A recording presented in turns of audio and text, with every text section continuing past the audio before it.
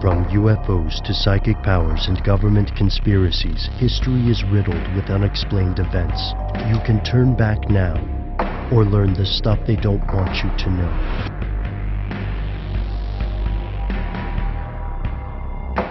Here are the facts.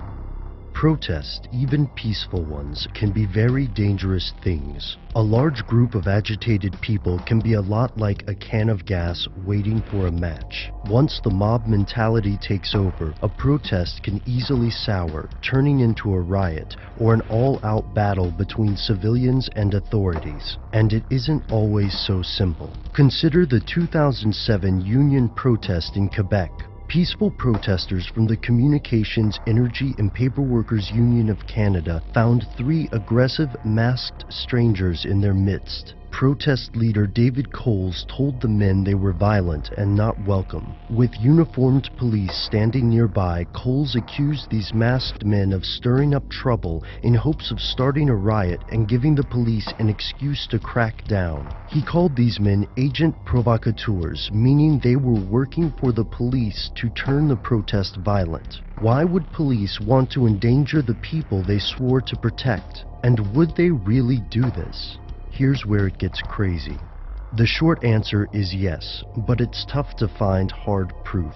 Agent provocateurs aren't a new phenomenon. The United States has a troubling history with this strategy. During COINTELPRO operations, the FBI sent agent provocateurs to Vietnam War protests. They also infiltrated several organizations, and not just hate groups like the Ku Klux Klan. The Students for a Democratic Society likely found themselves saddled with agent provocateurs at protest, as did the National Lawyers Guild and the NAACP. There's a line between an undercover agent and an agent provocateur. With the growth of the Occupy protest and the Arab Spring, reports of these agents are on the rise. Consider the Black Bloc, alleged anarchists who seem bent on causing property damage at Occupy protest. Rumors have swirled around the bloc, with some arguing that these individuals are simply misdirected and others alleging that they're working with police. There are other, more recent reports of this tactic. In 2011, Wisconsin Governor Scott Walker received a prank call from someone pretending to be billionaire David Koch. The two discussed the idea of planting troublemakers in an upcoming protest, although he ultimately rejected the notion. In Kuala Lumpur, protesters raised concerns that strangers who tried to turn a sit-in into a riot may have been sent by the opposition.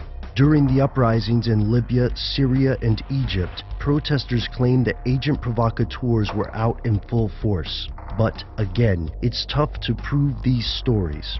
First, it seems like an easy out for civilians who want to blame the actions of bad protesters on authorities. Second, no authority wants to admit to using this trick, and agents could put their lives in danger by admitting their involvement. But some have come forward.